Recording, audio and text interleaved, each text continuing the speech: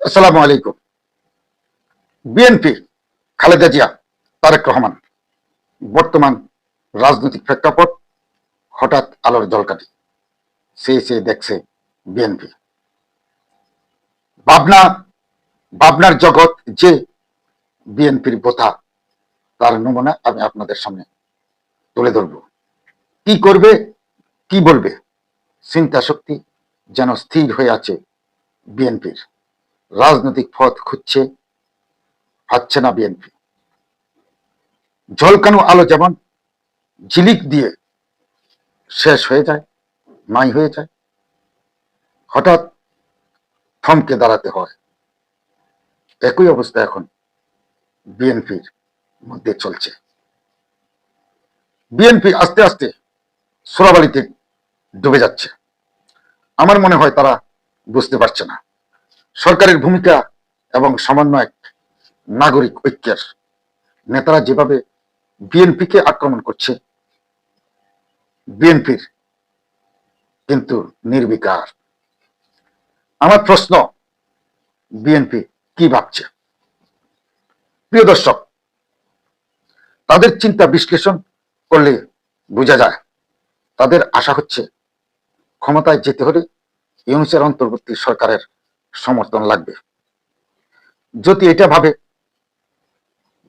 তাহলে বুঝতে হবে বিএনপির নেতাদের রাজনৈতিক জ্ঞান সীমিত এবং ভবিষ্যৎ পর্যবেক্ষণ ক্ষমতা, দূরদর্শিতা নেই বললেই চলে।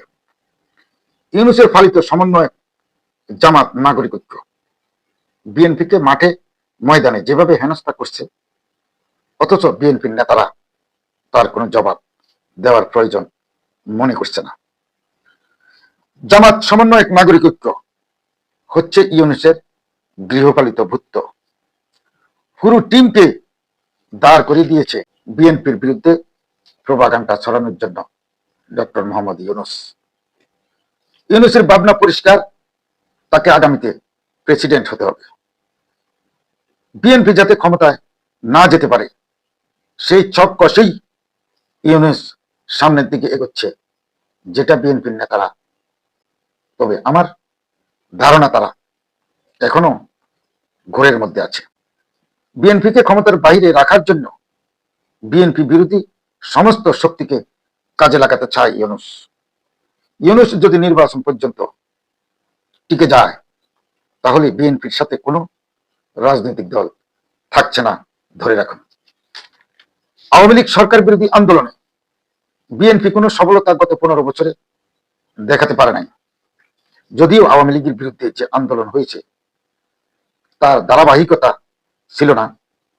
5ই আগস্ট শেখ হাসিনা চলে যাওয়ার আগ পর্যন্ত কারো জানা ছিল না সরকারের পতন হচ্ছে। এই আন্দোলনে কোনো বিপ্লব, অভ্যুত্থান বলা যাবে না। সম্পূর্ণ অশুভ পায় তারা, যাকে বলে দেশদ্রোহী শক্তির আক্রমণ, যেটা বিএনপি নিজেরাও বুঝতে পারেনি।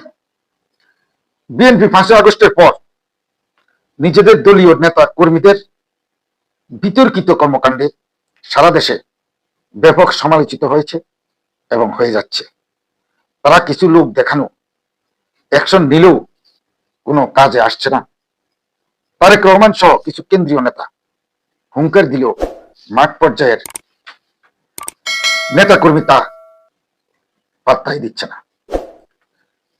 পাত্তা না দেওয়ার কারণ কি? বিএনপির নেতা কর্মীরা জানে কি করতে হবে। এরা কেন্দ্রীয় নেতাদেরকে বাণিজ্যের ক্ষেত্রে থোড়াই কেয়ার করে না। তাদের দরকার টাকা। সুতরাং মাঠ পর্যায়ে সকল অপকর্মের সাথে বিএনপি জড়িয়ে গেছে। আওয়ামী লীগ সরকারের বিদায়ের কয়েক ঘন্টার মধ্যে সবকিছু দখলে নিয়েছে বিএনপি। এখনো সারা দেশে আওয়ামী লীগের সাধারণ নেতা কর্মীদের উপর জুলুম নির্যাতনের সাথে বিএনপি এবং জামাতের সংশ্লিষ্টতা দেখা যাচ্ছে। আমি অনেক প্রমাণ ভিডিওতে দিতে পারি, কিন্তু চ্যানেলের সমস্যা হবে তাই দিতে পারছি না। বিএনপি 2বার খালেদা জিয়ার নেতৃত্বে ক্ষমতায় ছিল।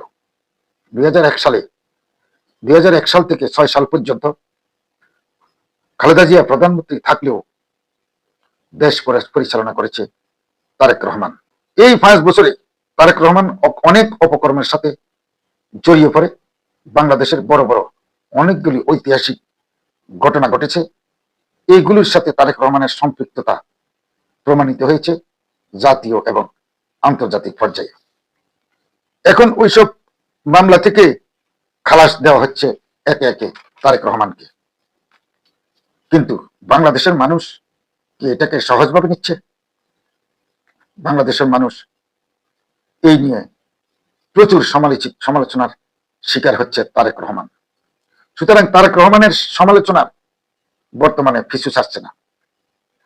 তাই তার নিজস্ব ইমেজ এবং যে ইমেজ দিয়ে নির্বাচনের বৈতরণী পার হওয়ার জন্য একটা ফ্যাক্টর হয়ে দাঁড়ায়, সেই ইমেজ কিন্তু তারেক রহমানের বর্তমানে নেই।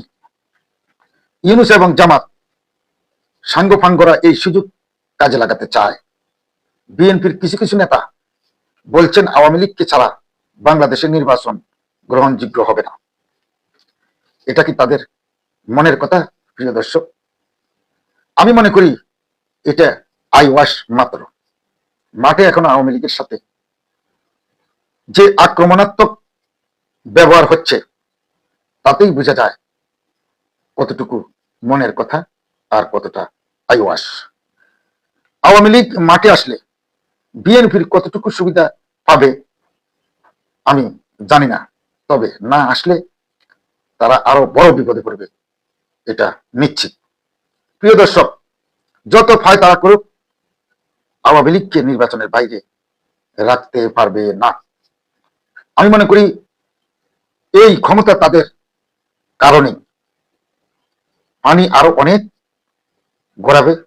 সুতরাং আমি বলি, বিএনপির আকাঙ্ক্ষিত ক্ষমতা যোগ বিয়োগ প্রশ্ন তারেক রহমান কেন গ্রহণযোগ্য নয়। খোদা হাফিজ, ভালো থাকুন, সুস্থ থাকুন, সবাইয়ের মঙ্গল কামনা করে বিদায় নিচ্ছি।